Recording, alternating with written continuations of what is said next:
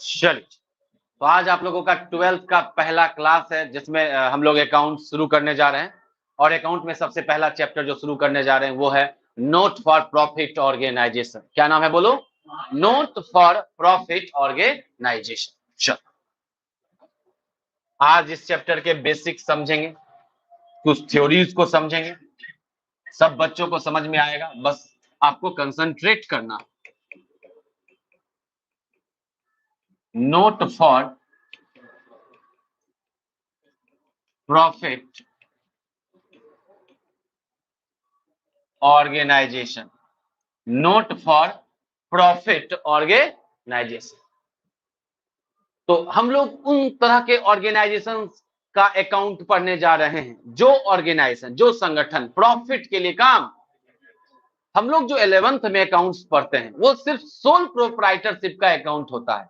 किसी एक आदमी का बिजनेस होता है, उसके लिए हम लोग journal, ledger, trial balance, trading and profit and loss और बैलेंस शीट बना रहे होते हैं। 11th में कोई वैरायटी ऑफ ऑर्गेनाइजेशन देखने को नहीं मिलता है, लेकिन 12th में आने पर हम लोग को तरह तरह के ऑर्गेनाइजेशन का अकाउंट सीखने का मौका मिलता है। जैसे हम लोग जो ये चैप्टर शुरू कर रहे हैं, ये किसी खास तरह का ऑर्गेनाइजेशन है जो प्रॉफिट के लिए काम नहीं करता, इसका अकाउंट सीखने जा रहे हैं। हम लोग सीखने जाएंगे फिर पार्टनरशिप, है ना? जब दो या उससे ज्यादा आदमी मिलकर बिजनेस कर रहा है तो वो कैसे अकाउंट वगैरह मेंटेन करता है। हम लोग सीखने जाएंगे कंपनी का अकाउंट। क्या यहाँ पे वैरायटी ऑफ ऑर्गेनाइजेशन है या नहीं है बोलो? हाँ है। 11th में ये बात नहीं था। 11th में हम लोग सब कुछ सीखते थे जनरली किसमें? सोल प्रोप्राइटरशिप, कोई बिजनेस का अकेला मालिक हुआ करता था। क्लियर है ये बात? तो 12th मौका देगा आपको डिफरेंट डिफरेंट तरह के ऑर्गेनाइजेशन जो हमारे आसपास दिखते हैं। हमारे आसपास दिखते हैं पार्टनरशिप, हमारे आसपास दिखते हैं कंपनी, हमारे आसपास दिखते हैं क्या? नॉट फॉर प्रॉफिट, एनजीओ वगैरह। तो इन सब का अकाउंट कैसे मेंटेन किया जाता है हम लोग 12th क्लास में सीखने वाले हैं। तो बहुत ही इंपॉर्टेंट सिलेबस है आपके भविष्य के लिए। आप अपना भविष्य अगर अकाउंट्स में ले जाना चाहते हैं, सीए जैसा प्रोफेशन, सीएमए जैसा प्रोफेशन में ले जाना चाहते हैं, तो ये जो 12th का सिलेबस है, एक्चुअली 11th और 12th दोनों मिला के बोलना चाहिए, बहुत ही ज्यादा इंपॉर्टेंस रखता है। ठीक है, तो हम लोग का टॉपिक क्या है बोलो बाबू? Not for profit organisation. Not for profit मतलब नाम से ही पता चल रहा है जो ऑर्गेनाइजेशन प्रॉफिट के लिए काम नहीं कर। इस ऑर्गेनाइजेशन को पहले बोला जाता था नॉन प्रॉफिट ऑर्गेनाइजेशन। क्या बोला जाता था? नॉन प्रॉफिट माने प्रॉफिट होता ही नहीं है। लेकिन देखा गया कि प्रॉफिट होता है बट प्रॉफिट के लिए काम नहीं करता है, लेकिन प्रॉफिट होता है। जैसे बोला नॉन प्रॉफिट मत बोलो, नोट फॉर प्रॉफिट बोलो। नॉन प्रॉफिट मत बोलो, क्या बोल दो? Note for profit. प्रॉफिट होता है लेकिन प्रॉफिट के लिए है नहीं। नोट फॉर प्रॉफिट ऑर्गेनाइजेशन हमारा ये चैप्टर, जो प्रॉफिट के लिए जो ऑर्गेनाइजेशन काम नहीं करता है। तो किसके लिए करता है सर? सोसाइटी के वेलफेयर के लिए करता है, अपने मेंबर्स के वेलफेयर के लिए करता है, अपने मेंबर्स के भलाई के लिए करता है। ये ऑर्गेनाइजेशन सोसाइटी की वेलफेयर के लिए करता है। जैसे एनजीओ सुने होंगे आप लोग, एनजीओ क्या करता है? सोसाइटी के भला के लिए करता है। बहुत सारा एनजीओ होता है, जैसे अन्नपूर्णा एनजीओ है, वो क्या करता है? गरीब आदमी मतलब भूखे आदमी को खाना खिलाता है, करोड़ों आदमी को खाना खिला चुका है ना। बहुत सारा एनजीओ है जो विकलांग, दिव्यांग बच्चों के लिए काम करता है। बहुत सारा एनजीओ है जो गरीब बच्चों को एजुकेशन देने का काम करता है ना। गरीब बच्चों को अच्छे हेल्थ, एजुकेशन, है ना, इन सब इंटरटेनमेंट के लिए वो काम करता है। वो बहुत सारा एनजीओ है जो ओल्ड एज होम चलाता है, वृद्धाश्रम चलाता है। ये सब सोशल सर्विसेज ही तो कर रहे हैं, बोलो हाँ या ना। या अपने मेंबर के लिए, मान लो कोई एक क्रिकेट क्लब है या बैडमिंटन क्लब है जो अपने मेंबर के लिए काम करता है, वो भी क्या है बोलो? Not for profit organisation. मान लो हम लोग एक क्रिकेट क्लब खोलें, पटना क्रिकेट क्लब, हम सब उसके मेंबर हैं। ये क्लब क्रिकेट करवाता है, अपने प्लेयर्स के फिटनेस पे काम करता है ना। तो ये सब क्लब कर रहा है, किसके लिए कर रहा है? अपने मेंबर के लिए। तो अपने मेंबर के लिए कर रहा हो, लेकिन प्रॉफिट मोटिव नहीं है, प्रॉफिट का माना नहीं है, अपने मेंबर के भलाई के लिए कर रहा है। या सोसाइटी के भलाई के लिए कर रहा है। तो ये सब ऑर्गेनाइजेशन जिसका मोटिव प्रॉफिट नहीं है बट वो सोसाइटी के भला के लिए कर रहा है, वो अपने मेंबर के भलाई के लिए कर रहा है, उसके वेलफेयर के लिए कर रहा है, उसके हेल्थ के लिए कर रहा है, उसके फिटनेस के लिए कर रहा है, उसके एजुकेशन के लिए कर रहा है ना, उसके इंटरटेनमेंट के लिए कुछ कर रहा है। जैसे नुक्कड़ नाटक क्लब, वो नुक्कड़ नाटक करते हैं, वो समाज में जागरूकता फैलाने के लिए नुक्कड़ नाटक खेलते, छोटा छोटा नाटक खेलते, जैसे जागरूकता फैले किसी चीज को लेके। जैसे दहेज लेता आदमी तो नुक्कड़ नाटक खेल के जागरूकता फैलाए, दहेज नहीं लेना चाहिए, ऐसा कुछ नाटक खेला, जागरूकता फैला। कोई बीमारी को लेके, कोरोना से बचना है, तो उसके लिए क्या किया गया, नुक्कड़ नाटक खेला। तो नुक्कड़ नाटक क्लब, वो क्लब है, अपने मेंबर्स के लिए काम करता है। बात समझ में आ रहा है? तो किस तरह का ऑर्गेनाइजेशन का अकाउंट हम लोग सीखने जा रहे हैं, वैसा ऑर्गेनाइजेशन जो प्रॉफिट के लिए काम नहीं करता है, जो सोसाइटी के वेलफेयर के लिए या अपने मेंबर के वेलफेयर के लिए काम करता है। मेरी बात क्लियर है? तो sir, not for profit organisation, चलो लिखे नोट, लिखे तुम लोग, टॉपिक लिखते चलो।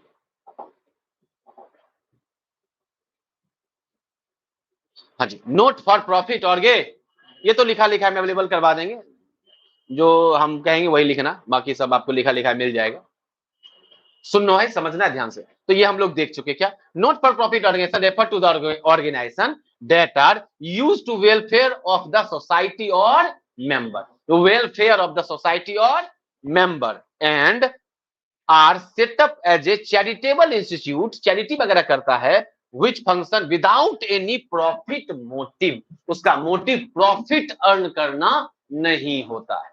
Note for profit organisation. ठीक है जी। तो हम लोग को ये समझना बहुत जरूरी है कि हम लोग किस तरह के ऑर्गेनाइजेशन का अकाउंट सीखने जा रहे हैं। हम लोग उस तरह के ऑर्गेनाइजेशन का अकाउंट सीखने जा रहे हैं जो अपने सोसाइटी के लिए या मेंबर्स के वेलफेयर के लिए काम करता है, जो प्रॉफिट के लिए काम नहीं करता है। जैसे हम एग्जांपल दिए आपको, बहुत सारा एनजीओ है, जैसे अन्नपूर्णा एनजीओ है, गरीब आदमी को खाना खिलाता है। जैसे और भी बहुत सारा एनजीओ है, जैसे ओल्ड एज होम चलाता है, वृद्धाश्रम चलाता है, अनाथालय चलाता है। बोलो जी, दिव्यांग के लिए रोजगार का व्यवस्था करवाना, दिव्यांग की जिंदगी के लिए जिंदगी कैसे बेहतर हो उसके लिए काम करना, इस तरह का काम करता है कौन, बोलो?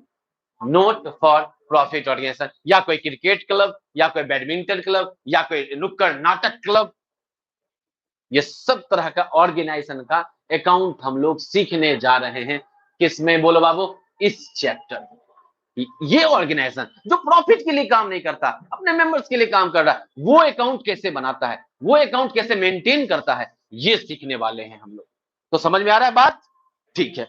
तो कुछ एनजीओ का नाम भी इसमें लिखा गया है, अगर आप ध्यान दो तो, है ना। इस ऑर्गेनाइजेशन के अंदर क्या आता है? क्लब्स आता है, कोई चैरिटेबल इंस्टीट्यूट आता है, कोई रिलीजियस ऑर्गेनाइजेशन होता है, धार्मिक संस्था जो वेलफेयर का ही काम करता है, ट्रेड यूनियन आता है ना, वेलफेयर सोसाइटीज आता है, societies for promotion of art culture, art को प्रमोट कर रहा है, नुक्कड़ नाटक क्लब कोई कल्चर को प्रमोट कर रहा है, ऐसा ऑर्गेनाइजेशन का बात होने जा रहा है। जैसे क्राई नाम का एक एनजीओ है, रियल में एनजीओ है ना, चाइल्ड राइट्स एंड यू, सबसे बड़ा एनजीओ इंडिया में। ये चाइल्ड के राइट के लिए लड़ता है, एजुकेशन के लिए लड़ता है, मतलब काम करता है। स्माइल फाउंडेशन, ये भी चाइल्ड के लिए। बंगाल क्रिकेट क्लब है ना। युवा ज्योति क्लब, ये ओल्ड एज होम चलाता है। ये सब क्या है बोलो बाबू? हमारा नोट फॉर प्रॉफिट ऑर्गेनाइजेशन। ये ऑर्गेनाइजेशन कैसे अकाउंट मेंटेन करता है? तो डिफरेंट डिफरेंट तरह के ऑर्गेनाइजेशन डिफरेंट डिफरेंट तरह के अकाउंट मेंटेन करते हैं। पार्टनरशिप में अकाउंट मेंटेन करने का तरीका थोड़ा अलग हो सकता है, कंपनी में अकाउंट मेंटेन करने का तरीका थोड़ा अलग होता है, हो सकता है। बैंकिंग कंपनी में अकाउंट अलग तरीके से मेंटेन होता है, इंश्योरेंस कंपनी में अकाउंटिंग अलग तरीके से मेंटेन होता है बच्चों। तो हम लोग अभी क्या सीखने जा रहे हैं, ये दिमाग में क्लियर है? वैसा ऑर्गेनाइजेशन जो प्रॉफिट के लिए काम नहीं करता है, जो समाज के सोसाइटी के वेलफेयर के लिए काम करता है, मेंबर्स के लिए भला के लिए काम करता है। ओके जी। तो इसमें हम लोग को क्या क्या अकाउंटिंग ट्रीटमेंट पढ़ना है, हम लोग इसमें क्या क्या सीखेंगे देखेंगे। चल लिख सकते हो आप इसको, बाकी लिखा हुआ है उसमें, हम भेज देंगे ग्रुप में।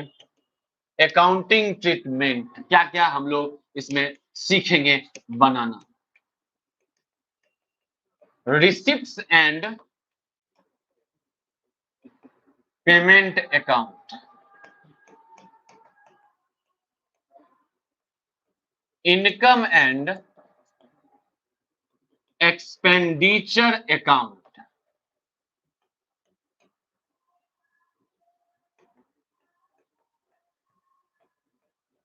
Balance sheet. और इसको बनाने में बहुत सारा छोटा छोटा ट्रीटमेंट करना पड़ता है, तो जो आगे आएगा। मेन ये तीनों चीज हमको इस चैप्टर के अंदर बनाना होता है। इसको बनाने में बहुत सारा टॉपिक छोटा छोटा सीखेंगे, करेंगे, वो सब आते जाएगा। तो सर क्या इस ऑर्गेनाइजेशन में trading and profit and loss नहीं बनता? मतलब कितना अच्छा लगेगा, बनेगा, अच्छा लगेगा। समाज सेवा कर रहे हैं और कितना नेट प्रॉफिट आया, सुनने में अच्छा लगेगा। इसलिए बोला ना, trading and profit and loss बनाना उचित नहीं है। अच्छा नहीं लगेगा कि ओल्ड एज होम है, 2 करोड़ का प्रॉफिट हुआ है, सुनने में ही अच्छा साउंड नहीं कर रहा है। तो इसलिए यहां पे trading and profit and loss नहीं बनता। क्या बनता है बोलो बाबू? रिसिप्ट एंड पेमेंट अकाउंट बनता है, इनकम एंड एक्सपेंडिचर अकाउंट बनता है, और क्या बनता है बोलो बाबू? Balance sheet. अब इन सबको बनाने के लिए आपको समझना पड़ेगा treatment of subscription, treatment of subscription, subscription वगैरह कैसे निकालते हैं, या सब्सक्रिप्शन अकाउंट हम लोग सीखेंगे। सब्सक्रिप्शन माने चंदा सीखेंगे, आगे आएगा। मेंबर सब सब्सक्रिप्शन देता है, आगे पढ़ेंगे हम लोग।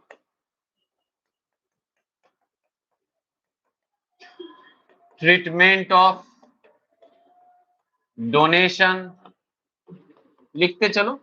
Life membership fee, life membership fee है ना, लीगेसीज,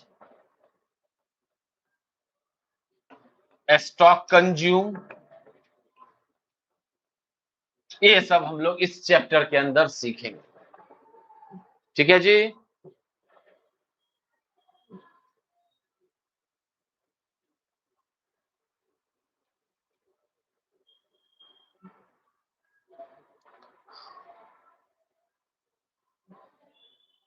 ये organisation trading and profit and loss नहीं बनाता, क्योंकि trading and profit and loss वो ऑर्गेनाइजेशन को बनाना चाहिए जो प्रॉफिट के लिए काम कर रहे हैं, तभी तो वो profit and loss word use करें। ये तो प्रॉफिट के लिए काम नहीं करता, ये तो सोशल वेलफेयर के लिए करता है। इसलिए यहाँ पे इनकम एंड एक्सपेंडिचर अकाउंट बनता है। क्या बनता है बोलो बाबू? Income and expenditure. ठीक है जी, आगे बढ़ा जाए। तो हम लोग बात करेंगे सर रिसिप्ट एंड पेमेंट और इनकम एंड एक्सपेंडिचर। हम लोग बात करेंगे पहले किसका बोलो बाबू? रिसिप्ट एंड पेमेंट, और दूसरा किसका? Income and expenditure. Receipt and payment क्या है, इनकम एंड एक्सपेंडिचर क्या है, रिसिप्ट एंड पेमेंट कौन सा अकाउंट है, इनकम एंड एक्सपेंडिचर कौन सा अकाउंट है, ये सब धीरे धीरे करके इस टॉपिक के अंदर सीखेंगे। इसमें जाने से पहले दो चीज हम अलग से बता रहे हैं जो मालूम होना चाहिए। हम 11th क्लास में कई बार बताते रहे हैं, लेकिन बहुत बच्चे नए हैं जो नहीं शायद देखे होंगे कभी, तो वो देखेंगे। दो चीज बताने जा रहे हैं, ध्यान दीजिएगा, जो इस टॉपिक से थोड़ा क्या है बोलो, अलग है, बस इसी टॉपिक में जरूरत पड़ने वाला है। इस चैप्टर में नहीं है ये चीज, लेकिन जरूरी है जानना। नेचर ऑफ एक्सपेंडिचर और इनकम, नेचर ऑफ एक्सपेंडिचर और इनकम। एक्सपेंडिचर माने खर्च, इनकम माने आय का नेचर। कहता है हम लोग जो बिजनेस करते हैं और बिजनेस के अंदर खर्च करते हैं, बिजनेस के अंदर क्या करते हैं बोलो, या इनकम करते हैं, उसका दो नेचर होता है। एक होता है रेवेन्यू नेचर, क्या होता है बोलो बाबू, और एक होता है कैपिटल, एक तीसरा भी होता है डेफर्ड रेवेन्यू, लेकिन उसका भी जरूरत नहीं है। रेवेन्यू नेचर और दूसरा क्या हुआ बोलो बाबू, कैपिटल नेचर। हम लोग बिजनेस में खर्च करते हैं, हम लोग बिजनेस में रेंट देते हैं, हम लोग बिजनेस में स्टाफ को सैलरी देते हैं। वैसे ही कोई नॉट फॉर प्रॉफिट ऑर्गेनाइजेशन है, उसका भी तो ऑफिस होगा ना, उसमें भी तो स्टाफ होगा ना, उसको भी तो सैलरी देते होंगे ना। बोलो जी, इलेक्ट्रिसिटी बिल आता होगा ना, टेलीफोन बिल आता होगा। तो जैसे बिजनेस में रेंट सैलरी दे रहे हैं, वैसे ही कोई नॉट फॉर प्रॉफिट ऑर्गेनाइजेशन है, या हम लोग का कोई क्रिकेट, हम लोग का क्रिकेट क्लब है, तो ऑफिस होगा ना, ऑफिस में फर्नीचर होगा ना, बोलो हाँ या ना, ऑफिस में एसी होगा ना, बिल्कुल हो सकता है, क्यों नहीं हो सकता? अपना एक बड़ा फील्ड होगा ना, लैंड है ना, बात समझिए। अपना बिल्डिंग हो सकता है ना क्लब का, हो सकता है। तो हम रेंट दे रहे हैं, हम सैलरी दे रहे हैं, हम इलेक्ट्रिसिटी बिल दे रहे हैं, हम फर्नीचर खरीद रहे हैं, हम बिल्डिंग्स खरीद रहे हैं या बना रहे हैं, हम मशीन खरीद रहे हैं। तो आपको यहाँ दो तरह का चीज दिख रहा है। एक जो खर्च बार बार आ जाए, साल में कम से कम एक बार आ ही जाए, जैसे rent, salary, electricity bill, telephone bill, ये सब क्या है, साल में कम से कम एक बार तो आ ही जाता है, या बार बार आ जाए या कम से कम एक बार तो आना ही आना है। तो जो खर्च या income with in 1 year one time तो मिनिमम आ ही जाए, उसको कहेंगे रेवेन्यू नेचर का खर्च या इनकम। जैसे rent, salary, electricity bill, telephone bill, ये सब क्या है, रेवेन्यू नेचर का है, क्योंकि ये साल में कम से कम एक बार तो आ ही जाता है, बाकी कई बार आ सकता है। और जो कई साल में एक बार आता है, जैसे बिजनेस में कोई मशीन खरीदा, एक बार खरीदा 10 साल यूज किया, फर्नीचर खरीदा 5-10 साल यूज हुआ, कार खरीदा 5-10 साल यूज हुआ, बिल्डिंग बनाया या खरीदा कई साल यूज हुआ, लैंड खरीदा कई साल यूज हुआ। तो जब कोई चीज खरीदते हैं और उसको कई साल यूज करते हैं तो वो कैपिटल नेचर का खर्च, और बार बार आता है कौन, रेवेन्यू नेचर। क्लियर है ये बात? रेवेन्यू नेचर में कौन आएगा बोलो, जो खर्च बार बार होता है, जैसे क्या, रेंट है, जैसे क्या, सैलरी है, जैसे क्या, इलेक्ट्रिसिटी चार्ज है, जैसे क्या, टेलीफोन चार्ज है, जैसे है वेजेज, है ना, बहुत कुछ है, कैरेज है, भाड़ा देना, डिस्काउंट है, ये सब क्या है हमारा बोलो, रेवेन्यू नेचर का। किस नेचर का? क्योंकि साल में एक बार तो आना ही आना है, बाकी कई बार आ जाए, रेवेन्यू नेचर। और जो कई साल में एक बार आ रहा है, जैसे land and building, machine, furniture, car, trucks, बोलो जी, आदमी बिजनेस में खरीदता है ना, ये सब क्या है, एक बार खरीदो और कई साल तक यूज करो। कंप्यूटर, अब कंप्यूटर वगैरह या इसी वगैरह को सीधे हम लोग कह सकते हैं क्या, ऑफिस इक्विपमेंट, क्या कह सकते हैं, तो वो एक बार खरीदो और कई साल चलता है, तो कैपिटल नेचर। खर्च कितना या इनकम कितना नेचर का बोलो बाबू, ध्यान दो ध्यान दो, एकदम क्लियर दिमाग में रखो, कितना नेचर, रेवेन्यू, और रेवेन्यू जो एक बार या बार बार आ जाए क्या, रेवेन्यू, और जो कई साल में एक बार आवे क्या? कोई टेंशन इसमें, आगे बढ़ा जाए, ठीक, तो लिख रहे चलिए, इसे लिखो, आगे बढ़े।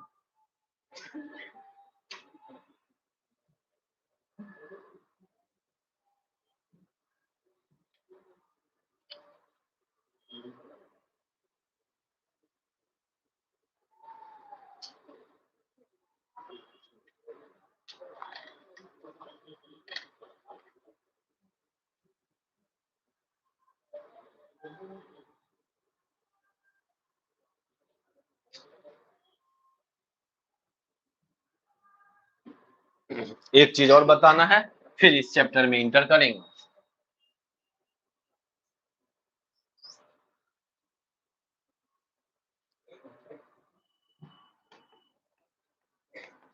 बेसिस ऑफ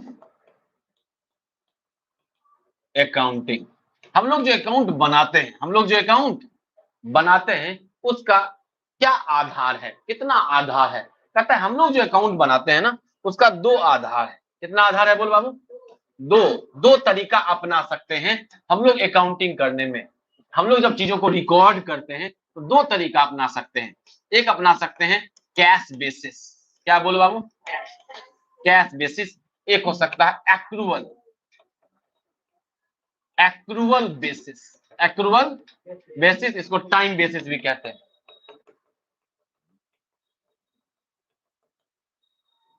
तो कैश बेसिस, एक्रूवल बेसिस है क्या सर, ये समझेंगे। कैश बेसिस में क्या है, कैश का इंपॉर्टेंस करना है, टाइम का नहीं। ओके जी। एक्रूवल या टाइम बेसिस में किसका इंपॉर्टेंस करना है, टाइम का करना है। कैश का नहीं। ठीक है, समझते इस बात को। जैसे मान लो तुम्हारा दुकान है और तुम रेंट देते हो, 5,000 रुपया पर मंथ। रेंट कितना देते हो बोल बाबू? और सालों भर दुकान तुम्हारे पास रहा है, हर महीना कितना देना है? 5,000 रुपया। तुम रेंट पेड जो किए हो पूरे साल का भी 50,000 अभी दिए हो। कितना दिए हो पूरे साल में? ठीक है जी।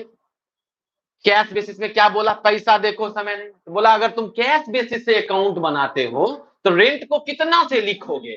तो बोलता है कैश देखो। तो बोला रेंट के नाम पे कितना पैसा गया? 50,000। 50,000 से लिखेंगे। बोला चलो ठीक है। अगर तुम वही एक्रूअल बेसिस से करते तब बोला समय देखो। साल में तो 12 महीना ना, तो सर देना तो कितना चाहिए? 12 गुना 5,000, 60,000, 60,000 देना चाहिए। दिए कितना है?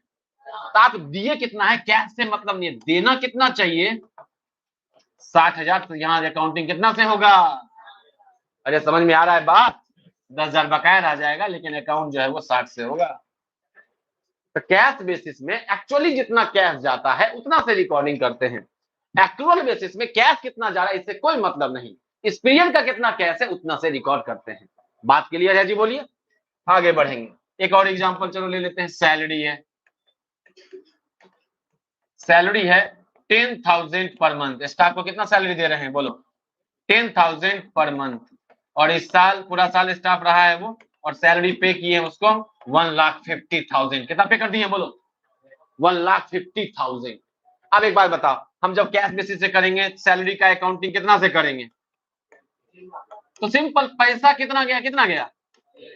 बात खत्म। पैसा देखो, समय नहीं। और जब उसमें जाएंगे तो क्या देखो? समय। भाई समय 12 महीना, एक महीने का 10,000, कितना जाना चाहिए?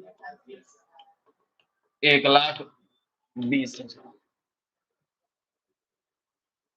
बात क्लियर है जी? बोलिए।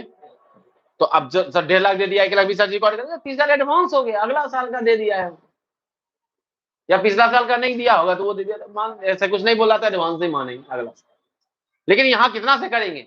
क्योंकि समय देखो, पैसा यहाँ, पैसा देखो, समय। क्या ये बात क्लियर है? ये दो अलग चीज जो था, रेवेन्यू कैपिटल और ये बेसिस, ये हमको आपको समझाना था क्योंकि इस चैप्टर में इसका यूज होने वाला है। ओके जी, इसको लिखना है, लिख लीजिए। ऑनलाइन में रिप्लाई कीजिए जी, समझ में आ रही है?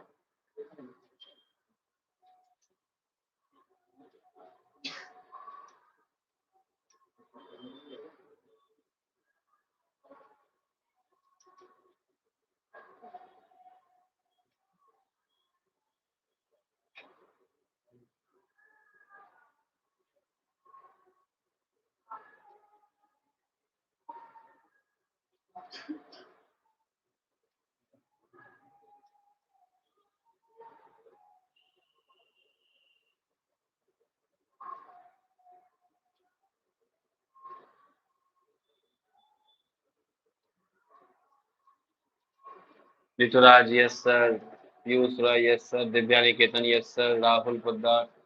रिप्लाई कीजिए, रिप्लाई कीजिए, सब लोग रिप्लाई कीजिए। Yes sir.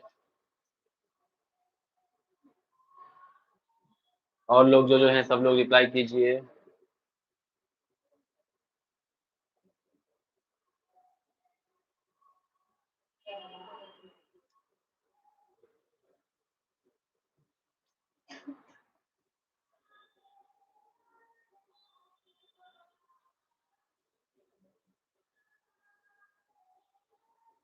अब हम लोग इस चैप्टर में इंटर करेंगे। तो रिसिप्ट एंड पेमेंट और income and expenditure.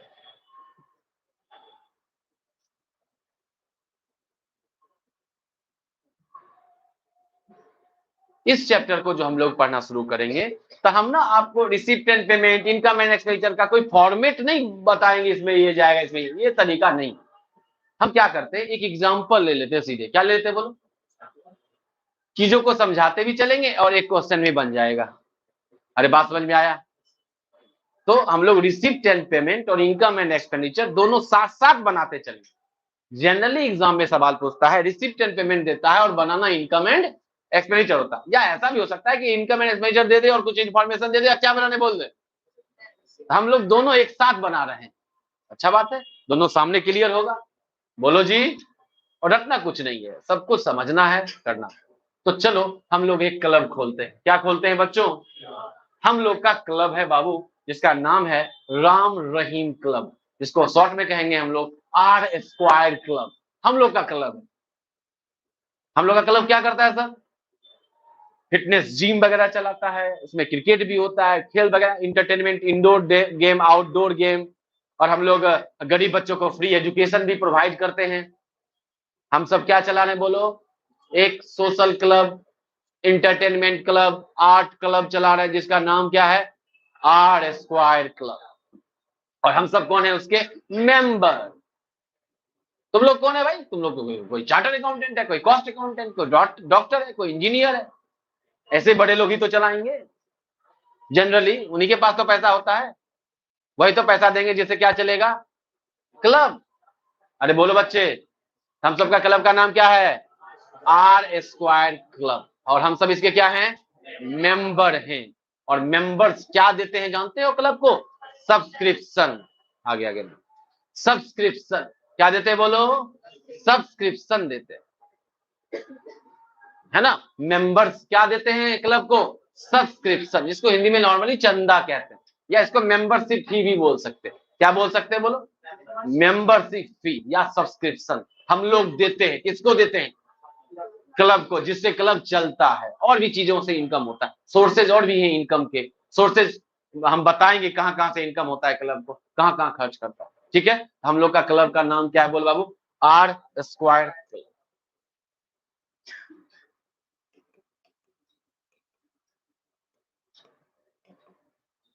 In the book of R square club, in the book of R square club.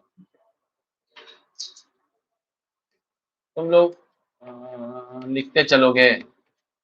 मत लिखो, रुक जाओ, रुक जाओ, लिखो मत, पहले देखो। रिसिप्ट एंड पेमेंट अकाउंट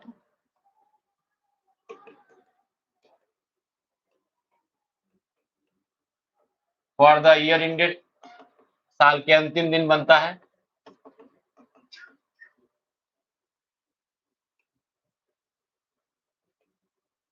तो 2022-23, 2000 फाइनेंशियल ईयर 22-23 का रिसिप्ट एंड पेमेंट कब बनेगा? 31/3/23।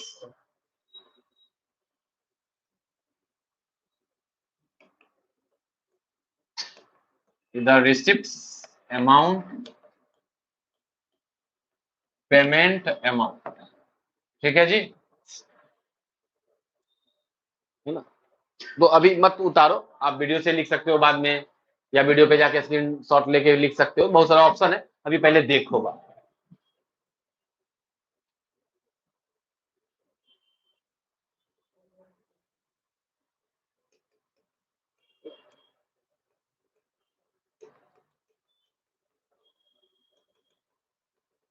Income and expenditure account for the year ended. और इनकम एंड एक्सपेंडिचर भी साल के लास्ट में बनता है।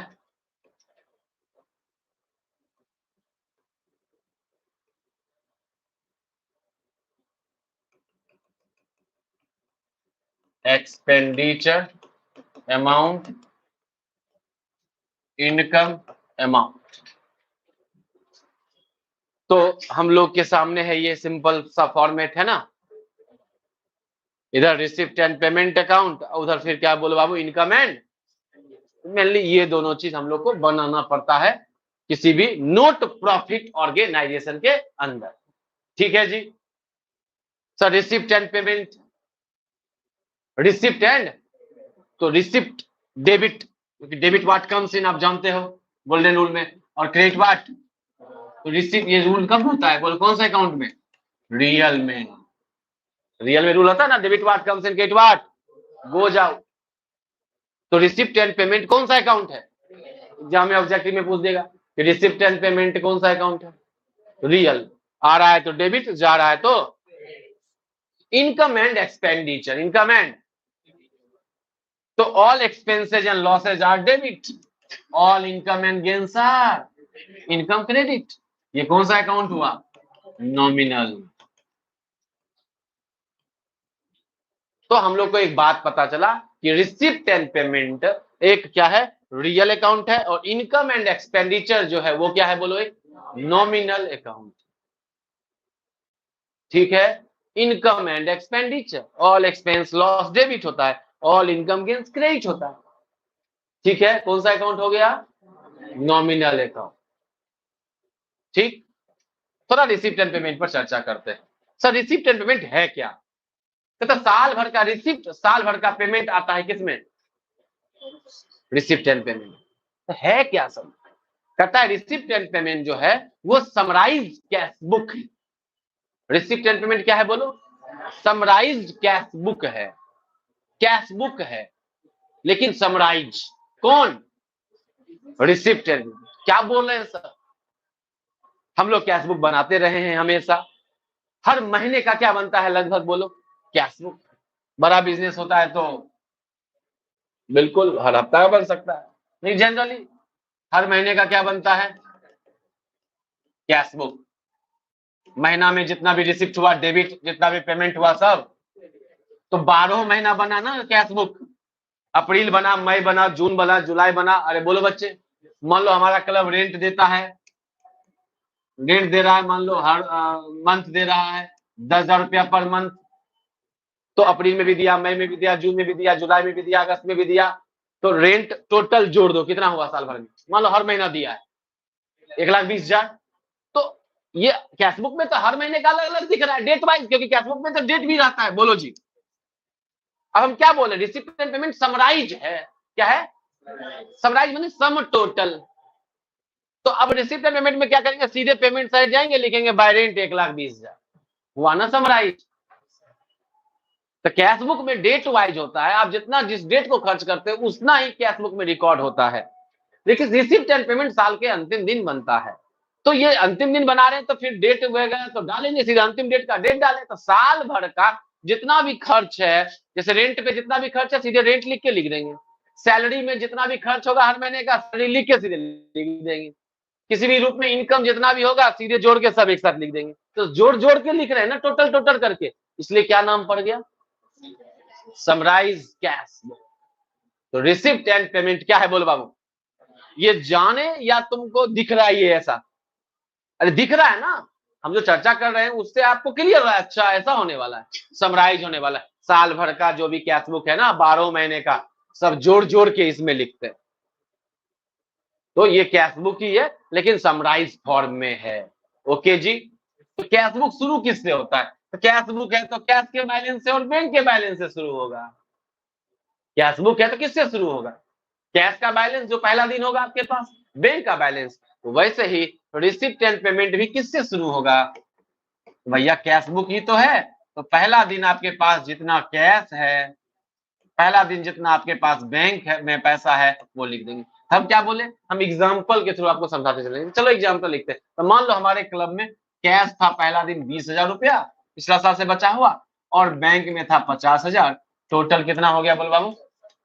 तो रिसिप्ट एंड पेमेंट शुरू होता है किससे, कैश और बैंक के बैलेंस से, क्योंकि ये है ही cash book, summarise cash book. तो शुरू किससे होगा भैया, कैश और बैंक के बैलेंस से ही तो होगा। और जितना भी रिसिप्ट होगा सब रिसिप्ट में डेबिट साइड, और जितना भी क्लब पेमेंट कर रहा होगा सब किस साइड, जैसे क्लब रेंट दिया, मान लो रेंट दिया तो रेंट पेमेंट कर रहा है, तो रेंट किस साइड आ जाएगा बोलो, क्रेडिट साइड, पेमेंट कर रहा है, पैसा जा रहा है। सिंपल है, कैश बुक पैसा आया, डेबिट पैसा गया, क्रेडिट। क्लियर है जी, ठीक है। तो ये तो पता चला कि भैया रिसिप्ट एंड पेमेंट में शुरू होता है, और डेबिट साइड लिखेंगे क्योंकि कैश से एसेट से डेबिट होगा। अब हम सब क्लब के क्या है बोलो बाबू, मेंबर है। हम सब क्लब के क्या है बोलो बाबू, मेंबर है। और मेंबर्स क्या देते हैं, सब्सक्रिप्शन देते हैं। क्या देते हैं बोलो बाबू, सब्सक्रिप्शन देते हैं। तो हम सब सब्सक्रिप्शन देते हैं किसको, क्लब को, आर स्क्वायर क्लब को। तो क्लब रिसिप्ट कर रहा है या पेमेंट कर रहा है, रिसिप्ट कर रहा है। सिंपल, क्लब तो रिसिप्ट कर रहा है, हम लोग दे रहे हैं तो क्लब क्या कर रहा है, रिसिप्ट प्राप्त कर रहा है। तो रिसिप्ट साइड आएंगे और लिखेंगे क्या बोलो बाबू, सब्सक्रिप्शन। क्या लिखे, सब्सक्रिप्शन अकाउंट। और सब्सक्रिप्शन में लिखा हुआ है 3,80,000। कितना लिखा है बोलो बाबू, मतलब हमारा क्लब इस साल पूरा सब्सक्रिप्शन के रूप में कितना रिसीव किया है? तो कैश बुक में तो महीना वाइज होगा ना, उसको समराइज कर दिए। बात क्लियर है? ठीक है, बहुत अच्छे। अब ध्यान से समझेंगे बच्चों, कोई कंफ्यूजन हो उसी समय पूछ के दूर कर लेना, कैरी नहीं करना, कंफ्यूजन को कैरी बिल्कुल भी नहीं करना। आपको हो कंफ्यूजन आप पूछ, ठीक है, या हम बोल देंगे अभी रुक जाओ, इसका जवाब हम दे रहे हैं। तो जनरली हम कोशिश यही करेंगे कि आपको इतना बेहतर तरीके से बताया जाए कि कंफ्यूजन का रास्ता ना हो। बाकी होता है तो खराब बात भी नहीं है, अगर आप थोड़ा कंफ्यूज होते हो तो ये कोई खराब बात नहीं है, लेकिन जानबूझ के मत होना, सीरियस होना तब होता है। तो ठीक, अब सीरियस नहीं है, एकाएक हम कुछ बोले या पूछे तो सर कंफ्यूज हो गए, तो वो झूठ है ना, आप ध्यान ही नहीं दोगे तो फिर कंफ्यूज ही रहोगे जी। नीचे में रिसिप्ट पेमेंट बन रहा था, उसके नीचे में इंफॉर्मेशन दिया हुआ है, अदर इंफॉर्मेशन। क्या दिया है? Other information. बोला क्लब में जो है नंबर ऑफ मेंबर 400 है। हमारे क्लब में कितना मेंबर है? 400 लोग हैं, और सब मेंबर को एक साल में सब्सक्रिप्शन देना पड़ता है 1000 रुपया। हम सब मेंबर है और कितना सब्सक्रिप्शन देना पड़ता है बोलो? 400 मेंबर है। सर इस हिसाब से देखा जाए तो 400 मेंबर है, हर मेंबर 1000 देता तो 4 लाख हो गया। लेकिन यहाँ पे तो रिसिप्ट कितना हुआ है, तो हो सकता है अभी बहुत लोग नहीं दिया होगा। बोलो हाँ या ना? ठीक है। क्लब के लिए क्या सब्सक्रिप्शन कम है या खर्च है बता? क्लब के लिए क्या है? हम लोग क्लब के बुक में बना रहे तो क्लब के लिए सोचेंगे ना। तो क्लब रिसिप्ट क्या, क्लब के लिए क्या है? इनकम है। तो इनकम एंड एक्सपेंडिचर में किस साइड जाएगा सब्सक्रिप्शन, एक्सपेंडिचर साइड या इनकम साइड? अरे सिंपल है, रिसिप्ट कर रहा है, क्लब के पास आ रहा है तो उसका इनकम, तुम्हारे पास कुछ आया तो इनकम ही तो है तेरे, तो इनकम है। इनकम में लिखेंगे क्या बोलो बाबू? सब्सक्रिप्शन। ध्यान देना, क्या लिखेंगे? और सब्सक्रिप्शन लिखेंगे, और सब्सक्रिप्शन लिखेंगे बाबू टोटल फाइनल 4 लाख से। कितना से? बोलो सर इसमें तो 380 ही हुआ है, तो कैसे लिख दिए 4 लाख? होना कितना चाहिए? कुछ अभी बताए थे, याद करो, कैश बेसिस और एक्टिव बेसिस। ये किस बेसिस पे बना? जितना पैसा आया उतना से। तो इससे पता चला ऑटोमेटिक क्या, पेमेंट किस बेसिस से बनता है? कैश बेसिस से बनता है। और इनकम एंड एक्सपेंडिचर रिसिप्ट कितना हुआ कोई मतलब नहीं, इस साल का बनता कितना है? 4 लाख, माने एक्रुअल बेसिस या टाइम बेसिस। क्या क्लियर है? कोई कंफ्यूजन? आगे बढ़ेंगे बच्चों। हाँ, तो क्लब है, तो हमारा क्लब ना, हम लोग का क्लब एक ऑफिस रखे हुए है। ऑफिस है तो क्या देगा बोलो? ऑफिस है तो क्या देगा? रेंट। ऑफिस है तो रेंट देगा। तो रेंट हमारा क्लब दिया है रुपया। कितना रेंट क्लब दिया है बोलो?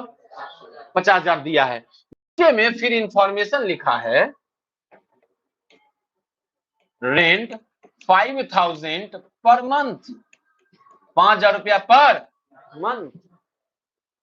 तो रेंट पे कर रहे हैं, इसलिए किस साइड लिखे हैं? Payment side. क्लब रेंट दे रहा होगा ना, क्लब का ऑफिस है, क्लब यूज कर रहा है ना, मेंबर हम लोग यूज कर रहे हैं, तो क्लब किराया दे रहा है, क्लब के लिए रिसिप्ट या पेमेंट? पेमेंट। पेमेंट तो इनकम की खर्च, अरे खर्च ही ना पेमेंट करते हैं। क्लियर है बात? तो एक्सपेंडिचर साइड लिखेंगे क्या बोलो बाबू? रेंट। रेंट लिखे, अब रेंट कितना से लिखेंगे? वेरी गुड, क्योंकि हम लोग ये किस भी बनाते हैं? समय। देखो सर समय तो 12 महीना, और सर 5,000 रुपया पर महीना, तो 12 पचे 60,000 आएगा हमारा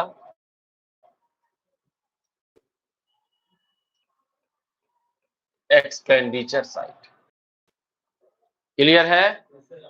कोई डाउट?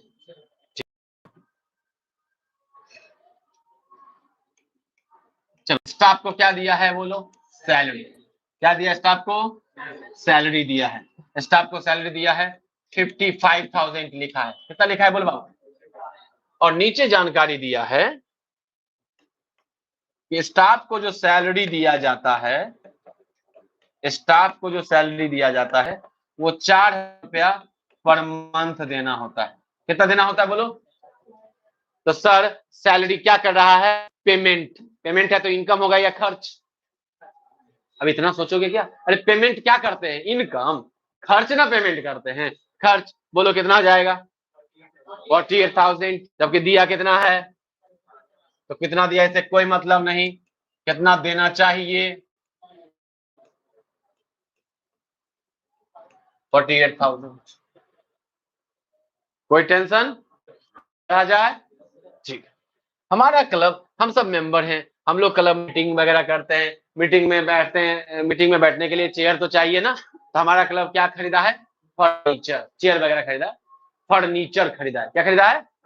तो फर्नीचर जब खरीदा होगा तो रिसिप्ट आएगा, पेमेंट किया होगा, पैसा पेमेंट किया होगा, पेमेंट किया होगा। मान लो फर्नीचर खरीदा 20,000 का, नीचे कुछ बोला नहीं है, ठीक है सर, तो नीचे कुछ बोला नहीं है 20,000, तो क्या एक्सपेंडिचर हुआ कि नहीं हुआ? खर्च हुआ कि नहीं हुआ? तो हम लोग एक्सपेंडिचर साइड क्या लिखने चले जाएंगे? फर्ड। बोला बिल्कुल मत लिखो। क्या बोला? बोला क्या मजाक कर रहे हो? रेंट था लिखे, सैलरी था लिखे, तुम बोले फर्नीचर नहीं लिखे? बोला नहीं, फर्नीचर नहीं लिखना है। बोला क्यों? बोला सुनो, ये इनकम एंड एक्सपेंडिचर है, ये नॉमिनल अकाउंट है, इसमें कोई कैपिटल नेचर का चीज नहीं आएगा।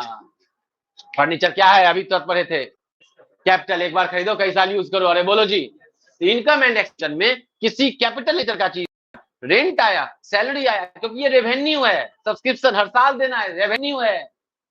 लेकिन फर्नीचर नहीं आएगा, मशीन नहीं आएगा, क्योंकि वो कैपिटल नेचर का है। सर रिसिप्ट एंड पेमेंट में रेवेन्यू भी आएगा, कैपिटल भी आएगा। यस, रिसिप्ट एंड पेमेंट में रेवेन्यू भी आएगा। और तो हम लोग को एक और जानकारी पता चल गया। क्या पता चल गया बोलो? कि रिसिप्ट एंड पेमेंट में क्या होता है? रेवेन्यू एंड कैपिटल दोनों नेचर के आइटम होते हैं,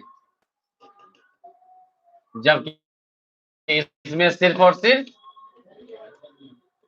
रेवेन्यू नेचर के आइटम होते हैं। तो हम लोग को अभी तक क्या क्या पता चला? हम लोग को पता चला कि रिसिप्ट एंड पेमेंट जो है वो कौन सा अकाउंट है? रियल अकाउंट है। इनकम एंड एक्सपेंडिचर कौन सा अकाउंट है? रिसिप्ट एंड पेमेंट किस बेसिस पे बनता है? इनकम एंड एक्सपेंडिचर किस बेसिस पे बनता है? रिसिप्ट एंड पेमेंट में किस नेचर का आइटम आता है?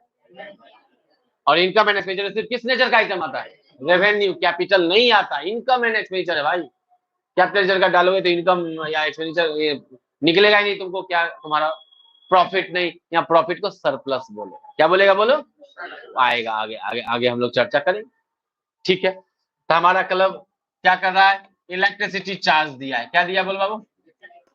इलेक्ट्रिसिटी चार्ज दिया है 5,000। नीचे कुछ नहीं बोला, नीचे कुछ। इलेक्ट्रिसिटी चार्ज हर महीना हर साल देते रहते हैं। बोलो जी, क्या ये रेवेन्यू है या कैपिटल? रेवेन्यू है तो खर्च कर रहे हैं, तो क्या आएगा एक्सपेंडिचर में कि नहीं आएगा? बिल्कुल आएगा, क्योंकि रेवेन्यू है। अब नीचे कुछ नहीं बोला तो मानेंगे 5,000 देना था, 5,000 दिया। अरे बोलो, जरूरी तो नहीं कि हर चीज के लिए नीचे कुछ लिखा रहेगा। बात समझ में आया है बच्चों? क्लियर है?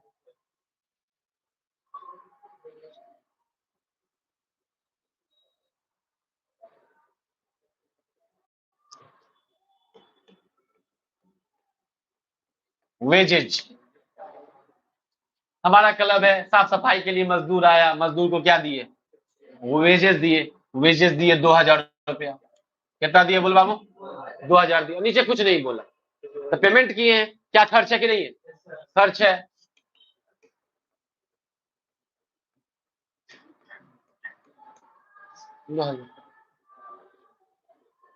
क्लियर है? कोई टेंशन? तो साथ साथ क्वेश्चन हो रहा है, साथ साथ आंसर हो रहा है ना? आपको पता नहीं चल रहा क्वेश्चन कौन है आंसर कौन है? एक्चुअली क्वेश्चन कौन है आंसर कौन है ये बता करने का कोई मतलब भी नहीं बनता है। आपको अगर ये बनाने आता है या आपको दोनों बनाने आता है तो कुछ भी दे दे तो कुछ भी बना लोगे। बोलो हाँ या ना? आपको एक्सपर्ट बनना है, आपको किसी खास क्वेश्चन को नहीं बनाना है, आपको इस लायक बनना है कि किसी भी तरह का क्वेश्चन आ जाए आप बना लो। बोलो हाँ या ना? यही तो असली पढ़ाई है। पढ़ाई ये थोड़ी है किसी किसी खास किताब का कुछ क्वेश्चन हम बना लिए तो हम चैप्टर आ गया, नहीं। किसी भी किताब का आप उस टॉपिक के अंदर जो आप पढ़े हैं उससे सवाल आए तो आप बना सको, आपको इस लायक बनना ही होगा, नहीं तो हमेशा पिछड़ा हुआ महसूस करोगे बच्चों। और 12th ईमानदारी से पढ़ना ही पड़ेगा, तभी कॉमर्स में भविष्य होगा, नहीं तो फिर हमेशा लगेगा यार कमजोर हैं, कुछ कर नहीं पाएंगे, आगे कुछ अच्छा सोच नहीं पाओगे, कुछ चाहोगे कि कुछ अच्छा कोर्स करें, सोच नहीं पाओगे, हिम्मत नहीं होगा, हौसला नहीं होगा, है ना। तो पढ़ना है अगर, तो जरूरी है कि अपने अंदर ऑनेस्टी लाना ही होगा पढ़ाई को लेके, बिना ईमानदारी के थोड़ी कुछ होने वाला है। चलो जी, फिर आगे बढ़ते हैं। हमारा क्लब ना, हमारा जो क्लब है आर स्क्वायर क्लब, वो ना बोला गया कि भैया गांधी मैदान में ना फ्री में आंख का जांच कराएंगे, डॉक्टर लाएंगे और क्या कराएंगे फ्री में, तो इसका प्रचार प्रसार करना था, ऐसा कुछ भी, या हमारे क्लब को प्रचार प्रसार करना है, तो उसके लिए वो सेकेंड हैंड कार खरीद लिया, कार में माइक लगा के प्रचार करते रहेंगे, हमारा क्लब ये काम करने जा रहा है, जो इसका बेनिफिट उठाना चाहते हैं वो इतना तारीख को इतना जगह इस जगह पे आ जाएं, या हमारे क्लब में मेंबर बनना चाहते हैं हमारे गाड़ी के पास आके संपर्क करें, हमारा क्लब ये काम करता है, तो ऐड कर, इसके लिए क्या खरीद लिया, वो कार खरीदा, खरीदा मैंने क्या किया, पेमेंट किया, कितने का कार खरीदा, 1 लाख सेकेंड हैंड, ओके जी। बच्चा बहुत भावनाओं में, 1 लाख में कौन सा कार मिलता, इतना में तो बाइक नहीं मिलता, भावनाओं में, अमाउंट में, भावनाओं में नहीं बहना, आपको कॉन्सेप्ट सीखना है कि अमाउंट सीखना है, और 1 लाख लिख दे 10 लाख लिख दे क्या है, बट कॉन्सेप्ट सीखना, अमाउंट मायने नहीं रखता। तो कार खरीदा, क्या कार खरीदा तो एक्सपेंडिचर हुआ कि नहीं हुआ, एक्सपेंस हुआ कि नहीं हुआ, क्या एक्सपेंडिचर सारे लिखेंगे कि नहीं लिखेंगे, नहीं लिखेंगे, क्यों, कैपिटल नेचर, इसमें कैपिटल नेचर का चीज नहीं आ, क्लियर है। चलो आगे बढ़ेंगे। तो हम सब क्लब में बैठे थे, क्लब में मीटिंग वगैरह चल रहा था, तो एक जेंटलमैन आया, उसके हाथ में वीआईपी था, वीआईपी रख दिया, बिना कुछ बोले चला गया। हम लोग डर गए, भाई वीआईपी में क्या रख के चला गया, ये तो वीआईपी वाला बम हो सकता है। लेकिन हमारे बीच एक हिम्मती लड़का बोला नहीं नहीं डरना नहीं है, तुम लोग पीछे हटो, मैं देखता हूं क्या है, और ये वीआईपी जाके उसको कस के डंडा मारा, वीआईपी का लॉकर टूट गया और वीआईपी खुल गया, और उसमें से गुलाबी गुलाबी नोट्स, गुलाबी नोट समझ रहे हो है ना, गुलाबी नोट जो है वो हवा में बिखेरने लगे, अरे ये तो पैसा है, देखा तो ओरिजिनल है। तो ये देकर चला गया वो जेंटलमैन, इसको कहेंगे हम लोग डोनेशन, क्या कहेंगे बोलो, ऐसे बात करें अगर, डोनेशन पे पूरा चर्चा करेंगे आगे।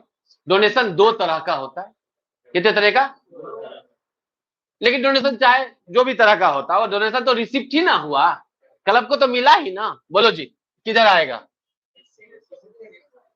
Receipt, donation. तो ज्यादा नोट नहीं था, खुश होने की जरूरत नहीं है, 80,000, कुछ ही 2,000 का था, 2-4, बाकी सब 10-20 का हाँ, बाकी सब 10-20 का था, कुल मिला के कितना है बोलो। डोनेशन 2 तरह का होता है, एक जो देने वाला कुछ नहीं बोला, आया रखा पैसा चला गया, बोलो हाँ ये ना, एक जेंटलमैन फिर आया कभी वीआईपी लेके, वीआईपी टेबल पे रख दिया, बोले जाइए ना गिन लेंगे हम लोग, टाइम पास के लिए ये अच्छा है, हम लोग एक नोट 4 बार गिनते हैं, फिर उसको 4 से डिवाइड करके पता करते कितना है समझ रहे हो बात, बहुत टाइम है हम लोग के पास, हम लोग सब कूल मेंबर है, काम वाम ज्यादा है नहीं, बोला सुनो बैठो सब, हम लोग बैठ गए, बोला सुनो ये जो पैसा हम दे रहे हैं, तुम लोग जो ओल्ड एज होम चला रहे हो, या तुम लोग जो पुअर चाइल्ड के लिए हॉस्पिटल चला रहे हो या स्कूल चला रहे हो, तो उसका ना छत जो है ना वो प्रॉपर बना हुआ नहीं है, उसे पानी वानी आता है, तो ये पैसा लो उस बिल्डिंग को बनाओ, उस छत को बनाओ। अब देने वाला क्या बोल रहा है कि क्या करना है, इसको बोल रहा है ना, तो डोनेशन कितना तरह का हो सकता है, विथ पर्पस, विदाउट पर्पस, जब देने वाला कुछ नहीं बोले और जब देने वाला बोले कि हाँ इस पर्पस में यूज करना है। जब देने वाला कुछ नहीं बोला, इस डोनेशन से हम क्या कर सकते हैं? रेंट भी दे सकते हैं, सैलरी भी दे सकते हैं, इलेक्ट्रिसिटी बिल भी दे सकते हैं। अरे बोलो जी, क्लब में सब मेंबर का इच्छा हो जाए तो पिज्जा पार्टी भी कर सकते हैं। बोलो जी, क्लब का स्थापना दिवस मनाएंगे, उसमें ये पैसा खर्च कर सकते हैं, क्योंकि देने वाला कुछ पर्पस। लेकिन अगर देने वाला पर्पस बता दिया, उसी पर्पस में वो पैसा खर्च हो। समझ रहे हैं मेरी बात? तो डोनेशन दिया, 80,000 दिया, कुछ नहीं बोला और नीचे भी कुछ नहीं बोला, इस डोनेशन को हम लोग सीधे क्या मान सकते हैं? इनकम। क्योंकि इसको हम कहीं भी किसी भी जगह क्या कर पाएंगे? क्लब के काम में इन्हें कि अपना पर्सनल बाइक खरीद लेंगे, ऐसा नहीं है ना? है ना? तो आप पर्सनल तो नहीं कर सकते, क्लब के ही काम में करोगे, लेकिन किसी भी क्लब के किसी भी काम में यूज कर सकते हैं, क्योंकि देने वाला कुछ बोला नहीं है। लेकिन अब अगला देने वाला बोला क्या? Donation for building. क्या बोला?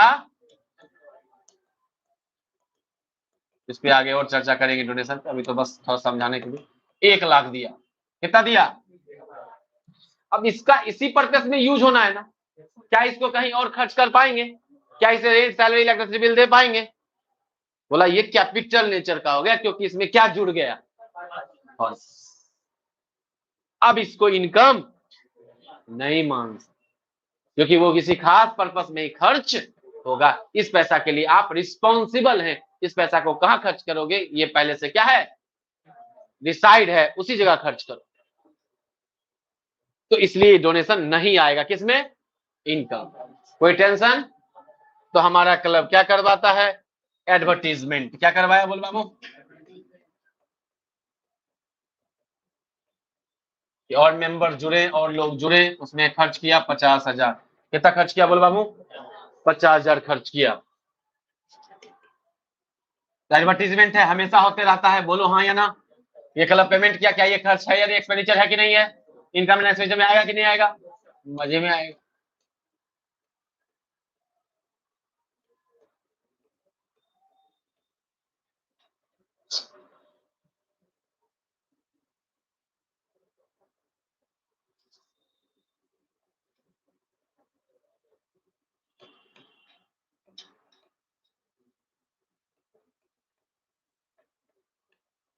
हमारा क्लब जो है क्या खरीदा है? कंप्यूटर खरीदा है। ऑफिस के लिए क्या खरीदा बोल बाबू?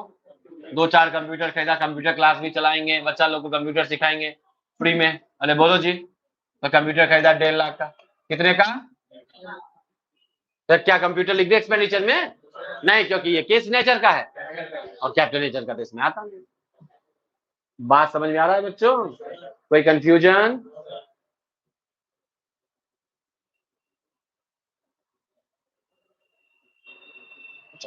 बस ये एक छोटा सा एग्जांपल सेट किए, हम कोई पूरा फॉर्मेट नहीं बता रहे। हम, मेरा बात कोई पूरा नहीं है इस क्वेश्चन, ये बस आपको झलक दिखा रहा है, इस चैप्टर में ऐसा कुछ दिखने को मिलने वाला है। ओके जी। तो एसेट्स है, तो एसेट्स पर क्या लगता है? बोला है डेप्रिसिएशन लगाना है 10% से सारे अस्थाई फिक्स्ड एसेट्स पे। ठीक है जी। तो फिक्स्ड एसेट्स सब पे क्या लगेगा?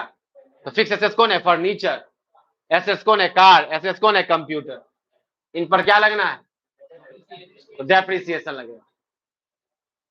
तो जब डेप्रिसिएशन लगता है तो कहीं पैसा आता या जाता है क्या? मान लो तुम एक कार खरीदे 1 लाख का, साल भर यूज किए, उस कार का वैल्यू हो गया 80,000, क्या 20,000 किसी को देने गए क्या? तो कहीं कैश आया नहीं, कहीं कैश गया नहीं, तो कैश बुक में, माने समराइज कैश बुक में, माने रिसिप्ट एंड पेमेंट में जाएगा क्या?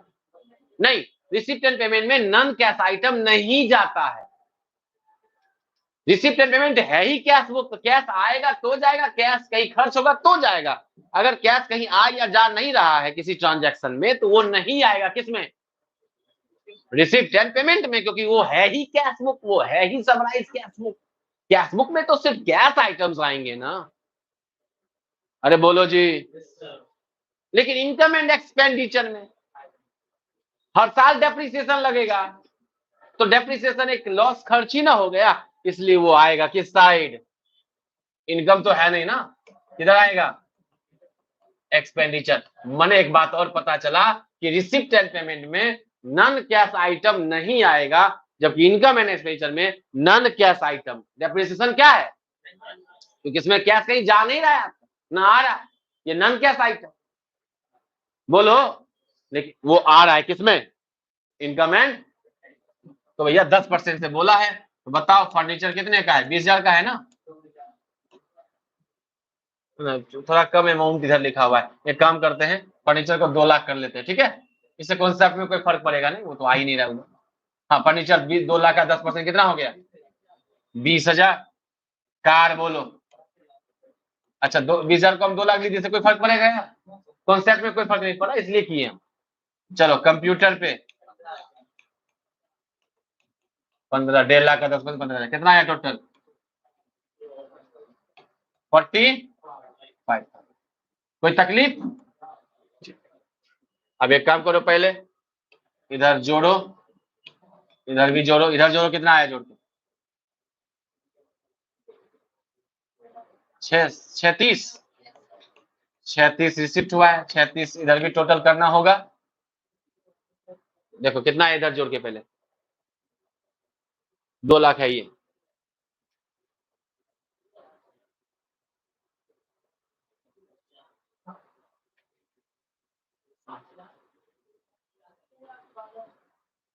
जी 6/12 कितना? 6/12 6,12,000 पक्का ना? तो कितना बैलेंस बचा? मात्र 28,000 ना? 18,000 ही बचा। चलो ठीक है, ठीक है, ठीक है। तो रिसिप्ट एंड पेमेंट क्या है बोलो? समराइज कैश बुक है। ये शुरू भी किससे होता है? कैश से। खत्म भी किससे? बैलेंस से होगा। कैश से। कैश है मान लो 8,000, अब बैंक में रखा हुआ है अंतिम दिन कितना? ये हम बस अपने मन से लिख रहे हैं, क्योंकि ये क्वेश्चन है ना। अरे समझ रहे हो बात? कोई कंफ्यूजन नहीं हुआ? इधर भी हो गया 36 पक्का? ठीक। तो ये है आपका रिसिप्ट एंड पेमेंट क्वेश्चन, ये ऐसा ही रहेगा।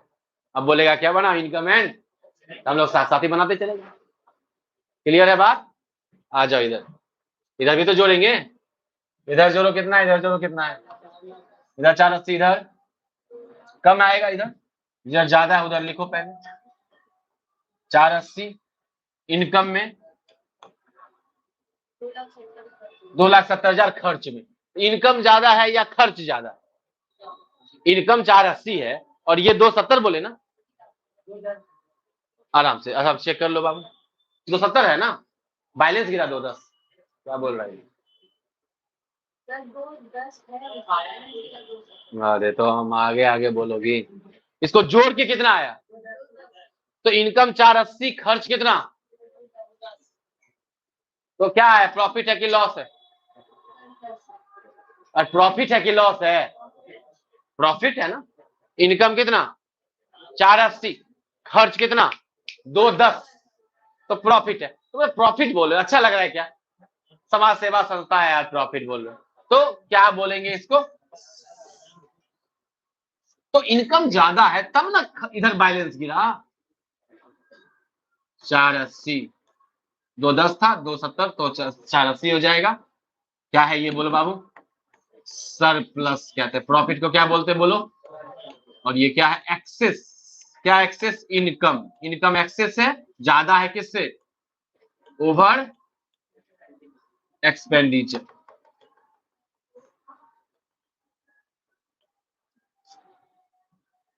इनकम ज्यादा है एक्सपेंडिचर से, इनकम ज्यादा है एक्सपेंडिचर से, तो सरप्लस। अगर एक्सपेंडिचर ज्यादा होता और इनकम कम होता तो क्या लिखते? डिफिशियंसी। क्या सरप्लस का उल्टा? सरप्लस माने बढ़ा हुआ, डिफिशियंसी माने घटा हुआ। क्या ये पूरे तरीके से क्लियर है जितना बात बताए हैं? तो हम ये जो बताए ना आपको, इससे ये क्या हुआ? आपका इस चैप्टर में एंट्री हो गया। इस चैप्टर में आप इंटर कर गए। अब इसमें हम लोग जो है छोटा छोटा चीज सीखेंगे। जैसे सब्सक्रिप्शन हम सीधे लिख दिए, सब्सक्रिप्शन के विषय में लगभग 1 क्लास लग जाएगा या शायद उससे ज्यादा, सिर्फ सब्सक्रिप्शन को समझने। फिर डोनेशन को भी समझेंगे, बैलेंस शीट भी इंट्रोड्यूस होगा क्योंकि अभी बैलेंस शीट इंट्रोड्यूस नहीं हुआ है ना। तो आप अगर समझते हो हर क्लास ईमानदारी से, आप लगातार नॉलेजेबल होते जाओगे। लगातार आपको लगेगा यार हम कितना चेंज हो रहे हैं, हमारे पास कितना इंफॉर्मेशन है।